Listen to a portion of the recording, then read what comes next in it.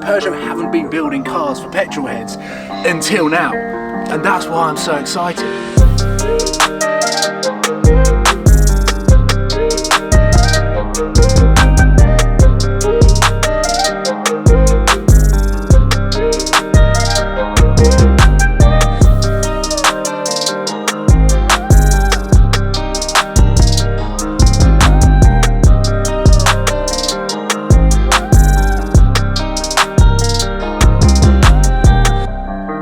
I think it's fairly common knowledge that my guilty pleasure in the car world is the Peugeot brand and the cars that they're currently building, and I've got a real soft spot for the E208 and the 208 in general.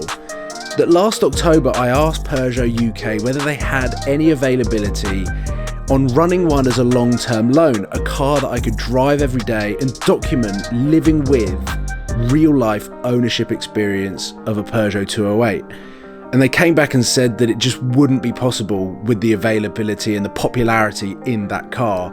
But they said that they had a black 508 GT that had all the bells and whistles and could arguably go up against some of its German rivals like BMW, Mercedes and Audi.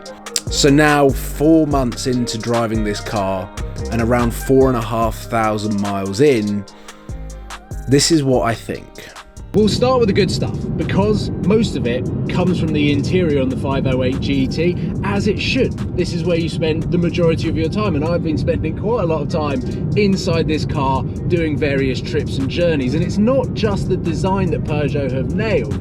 They've really upped their game when it comes to aesthetics of what the interior looks like. And when you're going up against the Germans and this price point, you really need this to look on point. But it's not just about how it looks, it's also how it feels. You can make something look really nice but use cheap materials and then it starts to feel cheap and you lose that magic. But actually, the amount of leather and the minimalistic amount of plastic that's inside this car makes it feel luxurious. I think that's really important with what Peugeot are trying to do with this car and where they're going with the brand. So you've got the stitching all throughout, which is a really luxurious touch. It's something that reminds me of the Audi RS ranges. And then through the center console, you've also got this copper stitching and carbon fiber feel across the glove box area over there. And it's when you come down to the screens that you start getting back to the bad stuff. It's just not that customizable. That was a GT2. What? What? But my biggest problem with all of the Peugeots that I've driven, and I think it comes down to the size that I am, it's the position that I have the seat in and the position I have the steering wheel in. The top of the steering wheel blocks about 90% of the cockpit up front. And seeing as this is the song and dance of the Peugeots for the future, that's a problem.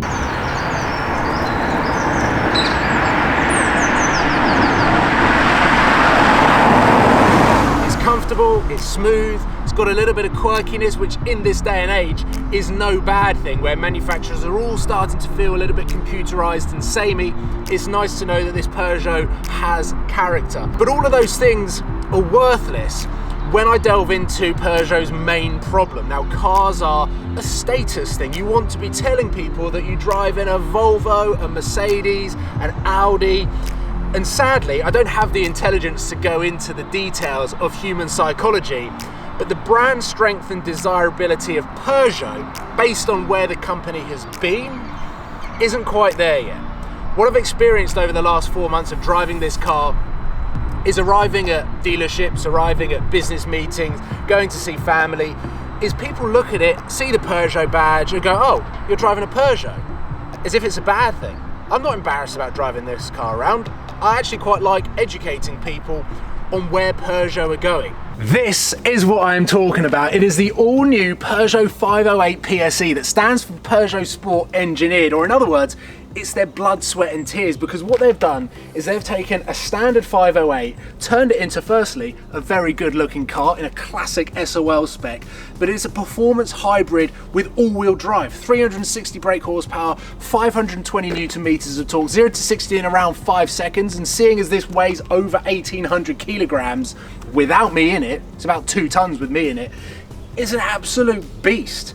And the future for Peugeot, for me, and why I get so excited about it, is they used to make all of these fairly average, boring A to B cars, but now they're coming out with stuff like this. I can't wait to see what they do with the all-new 308, with the new logo. This, to me, I remember seeing photos of this and being so excited about seeing one, let alone having the opportunity of driving one. Peugeot haven't been building cars for petrol heads until now, and that's why I'm so excited. I think their designs are great. I think their interiors are great. I feel like they've got a few more boxes to tick before they make the perfect all-round car, but at the moment, they're going in the right direction.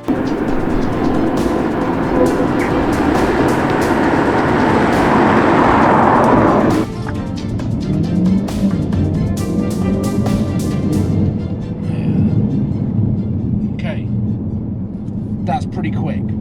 Now the thing with the 508 PSE is it's all well and good having the batteries and the engine working together to give you the performance, but fundamentally it's a very heavy car. It's around 1850 kilograms with me in it. Let's just round that up to 2 tons. It's 360 brake horsepower, but the 1.6 litre turbocharged engine just up front only produces 200 brake horsepower. So when you're trying to flick between the battery and the petrol and trying to make sure that you're getting the fuel economy that you want on day-to-day stuff, it's a little bit confusing in the technology sense.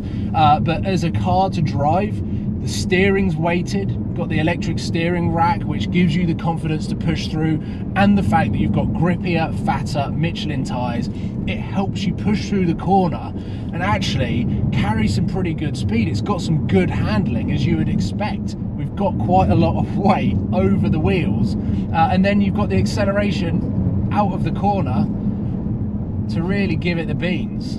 It's quite a fun and exhilarating car to drive.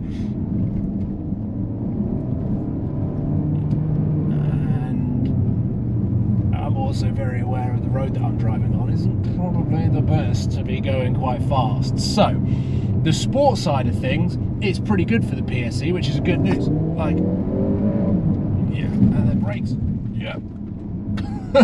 Brakes are good as well. Performance test, tick. It lets itself down when you want it to be a daily driver, when you want it to be a commuter, something that is sensible, something that takes advantage of the size of the car and the practicality element. But at the same time, this is a hybrid. In 2021, you buy a hybrid, you move away from being a petrol and diesel driver to do something good for the environment, to be technologically superior to your neighbours. You do it so that you're not spending every single spare minute refueling your car and feeling like a dinosaur. You want to move into the Tesla era. At the moment, I've got 3/4 of a tank and it's reading 198 miles of range. 198 mile of range, and I've got 3/4 of a tank in a Peugeot 4-door saloon hybrid car, and I've got 13 miles of electric range. So combined, I've got 211. Would that make sense? Would that be my maths correct? 211 miles of range on this car. And it gets worse, because to recharge the battery, you can either plug it into a socket, which can take anywhere between an hour and a half and 7 hours to charge the battery, or you can put it into an e-save mode, which basically regenerates the battery using the petrol engine, which brings down the fuel economy even more to 4. This is going to be interesting. Perfect timing. Thank you very much. Kind of missed that whole sort of mic drop moment there, but actually I've got the statistics on now and it's saying 7.6 mpg, which is the highest I've ever seen it. The mpg is the highest it's been at 7.6 mpg. That's worse than my Murcielago, which is a 6.5 litre V12. So that is my biggest problem with this car. At 54,000 pounds, you really want it to tick lots and lots of different boxes.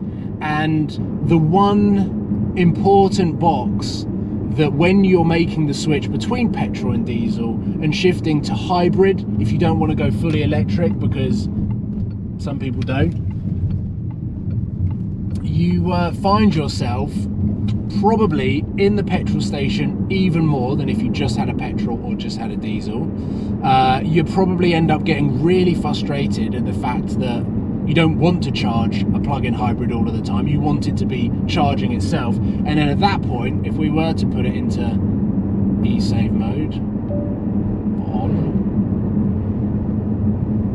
Now I've got the petrol engine not only pulling a 2-ton car, but also charging the battery up. Would I then spend £54,000 on this car? Is it worth £54,000? As a performance car, tick, thumbs up. Anything else, thumbs down. I wouldn't spend 54 grand on this car. I think it looks good, it's quirky, it's different, but from a value for money point of view, almost anything else in this category is better value for money. And whilst Peugeot are moving in the right direction with this car, it's a stepping stone and they're not quite there yet. And maybe all new 308 PSE, if they're even building that car, I hope they're building that car, that's going to be a more enjoyable package as a hot hatch with the power and having that hybrid element as well. It is mind-blowing how confused this car is and how confused I am driving this car. Bizarre is the word, absolutely bizarre.